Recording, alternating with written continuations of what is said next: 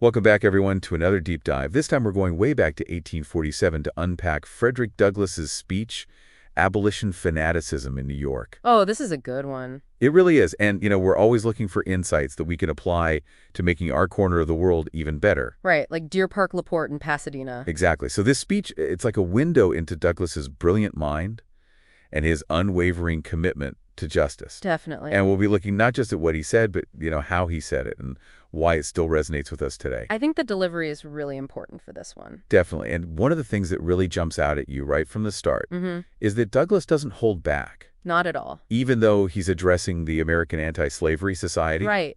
Instead of just praising the progress they've made. You'd think that's what he'd do. Right. He just dives right into this critique of America's core identity. Like he's calling them out. Yeah. And it's powerful stuff. Right from the start, he declares, I have no love for America as such. I have no patriotism. I have no country. Whoa. Right. That's a pretty provocative statement. For sure. Especially for someone who's fighting for change within that very country. I mean, can you imagine the reaction he must have gotten? Oh, I'm sure it ruffled some feathers. Definitely. So what do you think Douglass meant by that? Well, I think Douglass was deeply disillusioned with the hypocrisy he saw in America. Like saying one thing and doing another. Exactly. The nation's all about freedom and equality, but at the same time, it's upholding this system that enslaves millions of people. Like a complete contradiction. Right. And so his rejection of patriotism, as it was understood then. Like blind patriotism? Yeah, it was a rejection of blind allegiance to a nation that wasn't living up to its ideals. He was basically saying, you're not what you say you are. Exactly. He was demanding more. Holding America accountable. And its own promises. Yeah. And he wasn't content with just pointing out the problem either. Oh, no. He wanted to shake people out of their complacency. Make them uncomfortable. Yeah. He even said, I am anxious to irritate the American people on this question. Ooh, I like that. Right? And then he goes on to say, I would blister it all over from center to circumference until it gives signs of a purer and a better life. Wow. What do you make of that approach? Well, I think Douglass understood that speaking truth to power often means making people uncomfortable. You can't just sugarcoat things. Right. He believed that complacency was the enemy of progress. Like if you're comfortable, you're not going to change anything. Exactly. And that real change required disrupting the status quo. Shaking things up. Even if it meant upsetting those in power. So he wasn't afraid to be that irritant. Nope. That voice that forces people to confront uncomfortable realities. To see things as they really are. And in a way, he was modeling a form of activism. Like he was saying, don't just sit there, do something. Right. Urging people to act rather than just offering thoughts and prayers. Precisely. And Douglass took his activism beyond America's borders, too. Oh, yeah. Tell me more about that. He actually sought support from England to pressure America into abolishing slavery. Wow. That's interesting. Why would he look outside of America for help? Well, you might seem counterintuitive. Yeah, like why involve another country in what was essentially an internal American conflict? Right. But Douglass believed in the power of international pressure. Like putting America on the spot. Exactly. He argued that America, despite its claims of exceptionalism, couldn't withstand the weight of global condemnation. Like the whole world looking at them and saying this is wrong. Exactly. By rallying support in England, he aimed to force America to confront its own hypocrisy on the world stage. It's like shame them into doing the right thing. In a way, he believed that shining a light on America's moral failings would compel them to act. He wasn't just speaking truth to power, he was bringing a global spotlight onto that power. Exposing its flaws for the world to see. And it's a bold tactic. Especially in a time when communication and travel were nowhere near as instantaneous as they are today. Right. This wasn't just about giving speeches, it was about building international coalitions. And leveraging global opinion. It's pretty impressive when you think about it. Absolutely. And that commitment to exposing hypocrisy extended to his critiques of American institutions, too. Like what kind of institutions? Particularly those that claimed moral authority. Okay, I'm curious. Go on. For instance, he was very vocal in his announcement of the temperance movement and the Evangelical Alliance. The temperance movement and the Evangelical Alliance. Okay, for those of us who might not be familiar with these movements, can you give us a little background? Sure. So the temperance movement was this social reform effort that advocated for moderation or complete abstinence from alcohol. Like they were against drinking. Basically, they believed that alcohol consumption was the root of many societal ills. Interesting. And what about the Evangelical Alliance? Well, they were focused on spreading Christian teachings and promoting religious unity. Okay, so they were both pretty popular in America at the time. Oh, yeah. They had a lot of influence. So why would Douglass, a staunch advocate for the abolition of slavery, target these seemingly unrelated movements? That's a great question, and it's one of the things that makes Douglass so fascinating. So what's the answer? Well, Douglas saw a deep hypocrisy in these movements. Like they weren't practicing what they preached? Exactly. He pointed out that while they claimed to uphold moral values, they often turned a blind eye to the plight of enslaved people. Oh, wow. They would preach about temperance and morality, but ignore the inherent immorality of a system that denied basic human rights to millions. It's like they were picking and choosing which injustices to address? Right, and Douglas saw their silence on the issue of slavery as a tacit endorsement of it. Like saying, if you're not speaking out against it, you're complicit. Exactly. He challenged them to live up to their own moral standards. Put your money where your mouth is. Exactly. He argued that true temperance and religious piety couldn't exist alongside the barbarity of slavery. Wow. So he was basically saying you can't be truly good if you're ignoring this massive injustice. Right. He saw their efforts as hollow and performative as long as they remained silent on the most pressing moral issue of the day. And that brings us to a particularly dramatic incident. Oh, yeah. His confrontation at the World's Temperance Convention. This is a good story. Tell me everything. So picture this.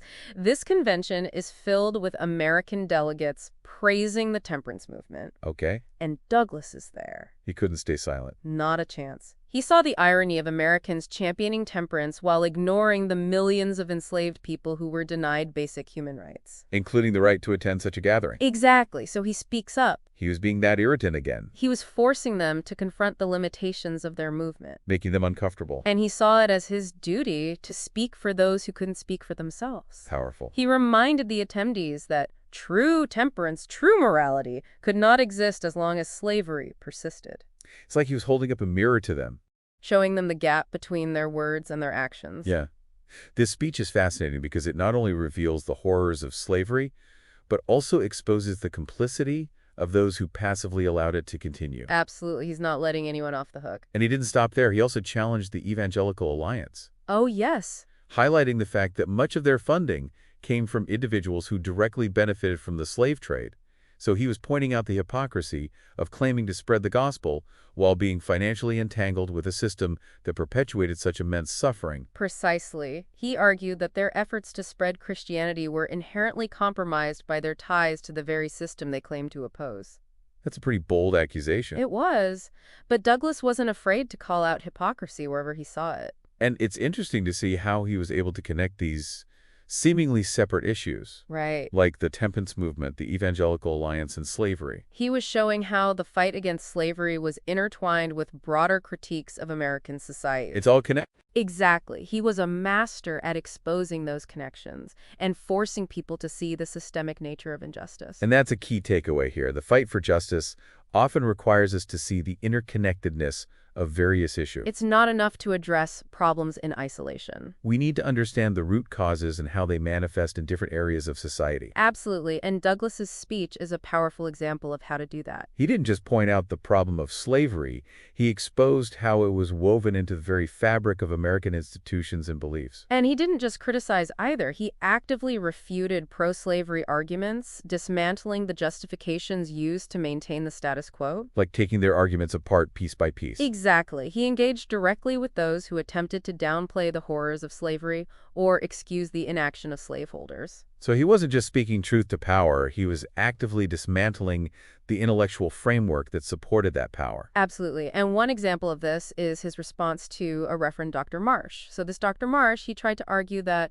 many slaveholders were basically like good Christians. Good Christians. Yeah, trapped by circumstance, That's right. you know.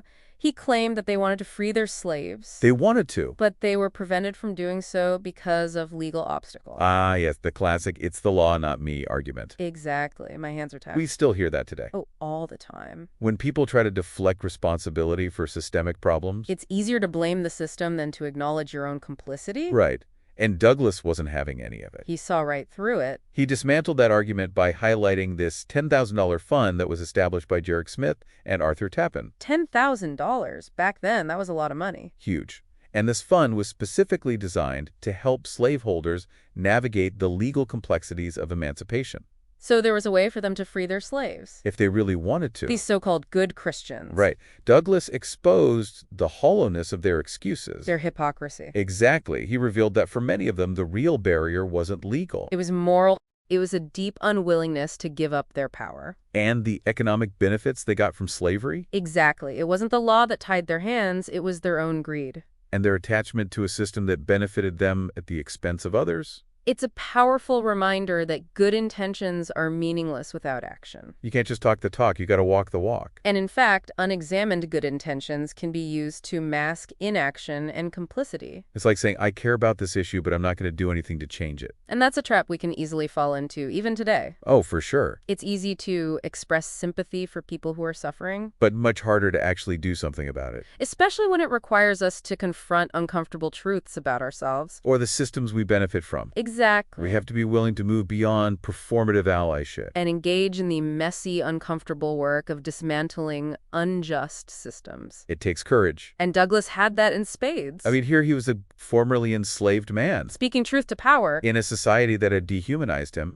and try to silence him. And it's important to remember the historical context here. Oh, absolutely. The Fugitive Slave Act had just been passed. Which meant that even in free states, escaped slaves weren't safe Douglas was putting himself at great risk. by speaking out so forcefully. Makes you realize that even seemingly small acts of courage can have a ripple effect. We might not all be Frederick Douglass But we can all find ways to speak up against injustice. in our own small corners of the world. Here in Deer Park, LaPorte, and Pasadena. We might not be facing the same challenges as Douglas, But there are always opportunities to advocate for those who are marginalized. or to challenge systems that perpetuate inequality. It's about looking around and seeing where we can make a difference. Exactly. Finding those pressure points in our own communities. The places where we can apply leverage to create positive change. And speaking of pressure points, Douglas's speech highlights the importance of applying pressure from multiple angles. he wasn't just focused on one thing. He challenged institutions like the church Engaged with international allies. and directly refuted pro-slavery arguments It was a multi-pronged approach. to dismantling a deeply entrenched system. He understood that systemic change requires a multifaceted strategy. You can't just focus on one area and expect to see lasting results. It's about working on multiple fronts simultaneously. It's like gardening. What do you mean? You need to cultivate the soil, plant the seeds, water them regularly, and protect them from pests. I see what you're saying. It's an ongoing process, That requires attention and effort on multiple levels. and it requires patience. Douglas understood that change doesn't happen overnight. It's a marathon, not a sprint, He was committed to the long game. knowing that the fight for justice would take time. And that's an important point, especially in today's fast-paced, instant gratification culture. We want everything now. It's easy to get discouraged when we don't see immediate results. But Douglas reminds us that lasting change requires sustained effort. And a willingness to stay engaged even when things get tough.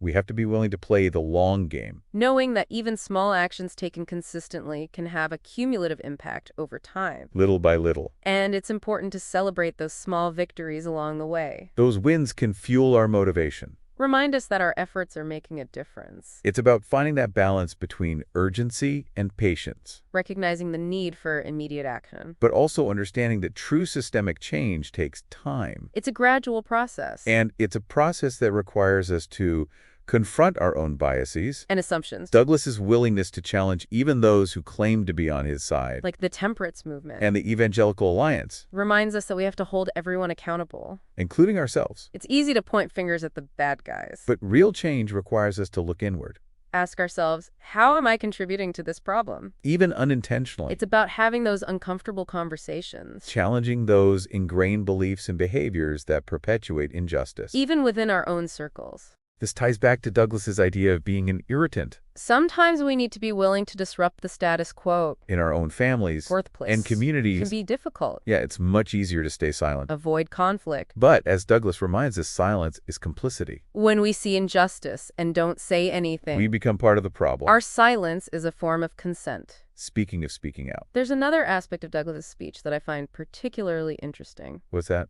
His pacifism. He was against violence, Yes, he was a staunch advocate for peace. even though he had experienced the brutality of slavery firsthand. It's a testament to his unwavering belief in the power of moral persuasion. He saw violence as perpetuating the cycle of oppression. The very thing he was fighting against, It would have been understandable even justifiable, for him to advocate for a more aggressive approach, given what he had endured. but he chose a different path He believed in the power of truth and love. to overcome hatred and injustice. He saw violence as a tactic that dehumanizes everyone involved. both the victim and the perpetrator, It's a challenging philosophy, especially in the face of such immense suffering, but it's also a powerful reminder. that even in the darkest of times, We can choose to respond with love and compassion. rather than hatred and violence, It's about breaking the cycle. refusing to perpetuate the very behaviors we're trying to dismantle, And it's about recognizing the humanity of those we disagree with. even those who perpetuate injustice, It's not about condoning their actions. but understanding that everyone is capable of change, And that change is more likely to happen through dialogue and understanding. than through force or coercion. So Douglas wasn't just a powerful critic of Americans' failings, He was also a visionary. who offered a path toward a more just and equitable future. He saw the potential for America to live up to its ideals, But he knew it would require a radical shift in thinking. and a willingness to confront uncomfortable truths. He challenged America to become a beacon of true freedom and equality, and that challenge is just as relevant today as it was back then. Yeah, we may not be dealing with chattel slavery anymore. But there are still so many injustices to confront, Right here in our own communities. and it's a process that requires us to be really honest with ourselves About our own complicity. about the ways in which we might be contributing to those injustices, even unintentional, We all have biases and blind spots. areas where we need to grow. The key is to be willing to acknowledge those shortcomings and actively work towards becoming more just and equitable individuals. It's about moving beyond performative allyship, And doing the real work the messy, uncomfortable work. of self-reflection and systemic change. We can't just talk about justice We have to live it. in our daily lives, Making choices that align with our values. and advocating for policies that promote equity for all And that starts right here at home. in our own community. Deer Park, LaPorte, Pasadena. We might not be able to single-handedly abolish slavery, Or dismantle global systems of oppression. but we can make a difference in our own neighborhoods. Absolutely. We can support organizations that are working to address local issues. Volunteer our time. Have those difficult conversations with our friends and family. It's about finding those pressure points in our own communities. Identifying the areas where we can apply leverage to create positive change. It could be advocating for better schools, Supporting affordable housing initiatives. speaking out against discrimination, And sometimes it's just about showing up, listening to those who are marginalized, amplifying their voices, creating spaces where everyone feels seen and heard. valued, It's about building a community where everyone has the opportunity to thrive. regardless of their race, their religion, their socioeconomic status, their sexual orientation. It's about building a community that reflects those values of justice and equality that Douglas so passionately championed, And that work starts with each of us making conscious choices in our daily lives and working together. to create a more just and equitable world. His words are a call to action. An invitation to examine our own beliefs and actions. And to ask ourselves, what am I doing to create a more just and equitable society? So as we wrap up this deep dive into Douglas's powerful speech, A great speech. I want to leave you with this question. Okay. How will you answer that call to action? How will you be a force for positive change in your own community? Remember, even small acts of courage and compassion can have a ripple effect. Creating a wave of change that transforms our world for the better. And if you're looking for ways to get involved in making a difference right here in our community, We encourage you to visit thinkandactlocally.com for donate your support will help us continue empowering residents of Deer Park, LaPorte, and Pasadena. to create a more just and equitable future for all. Thanks for joining us for other deep dives. See you next time.